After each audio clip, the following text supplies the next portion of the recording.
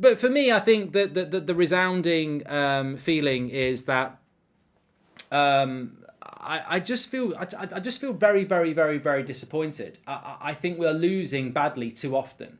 In the last 12 months, and it's barely been 12 months, I will forget some, but Liverpool, Leicester, Man City, Brighton, Brentford, now obviously Man City again. I think there's a couple more I've missed. Like, we've been absolutely destroyed.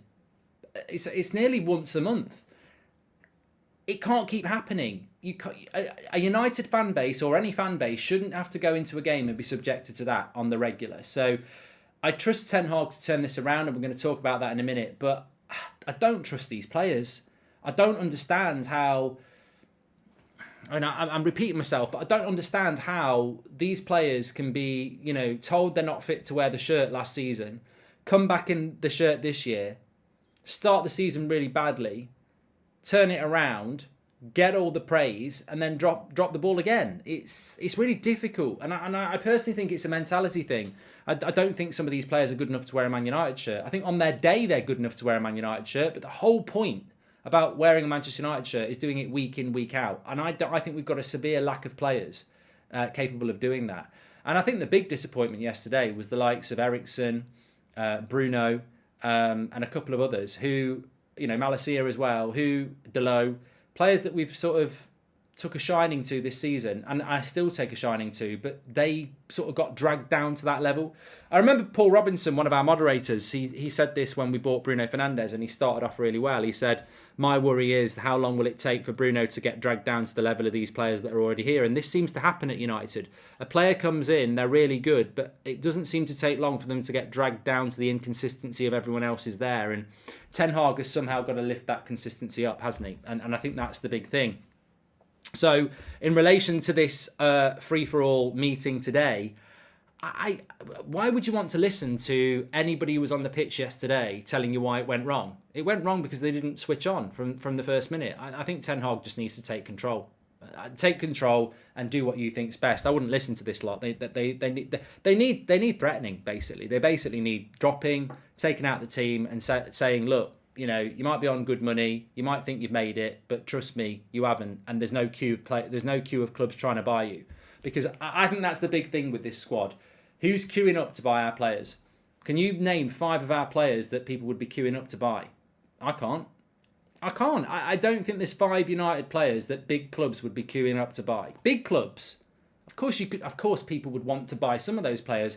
But big clubs, I'm talking Man City, Bayern Munich, Liverpool, Real Madrid, Barcelona, PSG. Would any of those clubs want to buy any of our players if we said they're up for sale? Maybe 1 or 2, 3 at a push. And that ain't good enough. It reflects what the squad is, because they want consistent players who can do it week in, week out. Cheers from across the pond. I can accept a loss, it happens, but to be completely lifeless in a derby after the form they were in is dreadful. Fernandez, thank you very much. I think you make a great point, and I do want your comments tonight, because I think that we're all feeling this, and it can't just be a one-way street. But look, it's bad when you lose to Brentford. It's bad when you lose to Leicester. It's bad when you lose to Brighton. But doing it in a derby or to Liverpool it's unforgivable. I don't get it. I just don't get the lack of discipline yesterday as well. The spatial awareness. I mean, Scholesy said it this morning, didn't he? I remember when we used to have wingers who helped our fullbacks. Loved it. Because I said yesterday, I thought Anthony and Sancho were dreadful at helping out Delo and Malacia. And people were like, Anthony had a good game. And I'm like, we conceded 6 goals. How can those wingers have a good game when Man City were continually getting at our defence? You've got to work hard. The whole midfield let us down yesterday. But we move on. Bruno should be dropped, Jude. I'm not saying he should be dropped, but Jude's saying he's a member, why can't Bruno be dropped? I think Ten Hag has to start dropping some of these players. I'm not singling Bruno out, but I think he does have to start dropping some of these players to give him a kick up the arse. Anyway, I like this. This is coming in from James Ducker. James Ducker from The Telegraph. Erik ten Hag has told the Manchester United board not to give any new contracts until he has determined who deserves them. Basically, Erik ten Hag is keen on ensuring that players don't fall into comfort zones when it comes to new contracts. And I think this is big. I think this is really big because it's coming. Sean Finch, welcome to the Members Club. It's coming from a journalist who's very credible. And it's exactly what we need to hear. Manchester United have handed out new contracts to crap players like confetti for years, and Ten Hag, if the club listen to him, just because Ten Hag wants this to happen, it doesn't mean it will happen, because the club are weird about contracts. But effectively what we're hearing is that Ten Hag doesn't want any new contracts, whether it's Marcus Rashford or Fred or Delot or David De Gea or Cristiano Ronaldo or anybody else or Luke Shaw or anybody, to be given a new contract before the World Cup, because he wants to spend the next month and then the World Cup break analysing everything from the start of August, well, the start of July, pre-season, to the World Cup. That is what Ten Hag wants to do. He wants to analyse from when he took his first training session to the last game we had before the World Cup against Fulham. And he wants to spend the World Cup analysing all those players and then deciding to the board, give them a contract, don't give them a contract. I think this is great because Manchester United, I mean, look, there's loads of examples. The worst example is Phil Jones has been injured for most of his career and Manchester United give him a 5-year contract 3 years ago. That sort of nonsense and circus act has been going on for ages. And Erik Ten Hag needs to put his foot down on this, because if he doesn't, it stops you buying players when they go, well, you've got Fred, you've got Phil Jones, you've got Wan-Bissaka. So it's a way for Ten Hag to clear the deck so that he can bring new players in, basically. If Varani's out for a while, could Aaron Wan-Bissaka come in at centre-back to play with Martinez, says Michael. Had to stop watching after the first half. What an embarrassment, says Ray. The worst part of the yesterday's game is fact that nobody's shocked or surprised. 10 years ago it would be, but not now, says Thomas. Thank you for the super chat from Kevin. He says, might be time to have the hard conversation about Sancho and his future. We can have that tonight.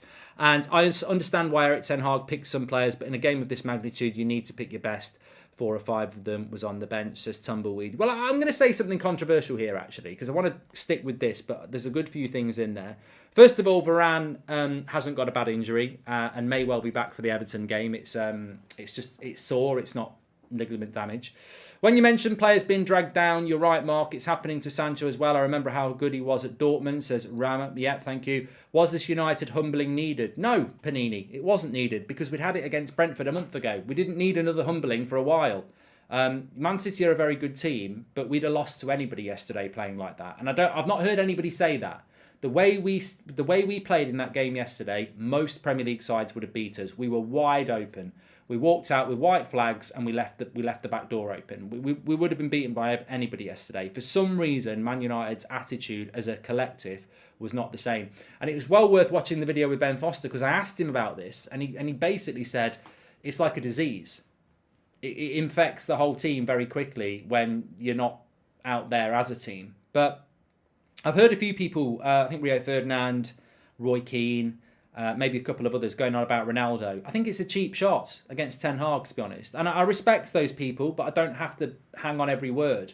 As I've said before, just because you're an ex-player doesn't mean you know the game better than us. You know, you don't need to be a horse to be a jockey. You know, that's not the way it is. I don't need to be a chef to know what a good steak tastes like. So I disagree with the Ronaldo argument, and it gets levelled at me all the time that I'm very biased towards Cristiano Ronaldo, and I am, because I love him. I think he's a brilliant player. But I've got to be honest, this revisionary criticism that Ronaldo should have started the game, I wouldn't have started Ronaldo in that game. No, we were going to have none. We were going to have hardly any of the ball. We were going to spend hardly any of the time in Man City's penalty box. Why would I play Cristiano Ronaldo, who is a penalty box striker, against a team that were not going to be a penalty box team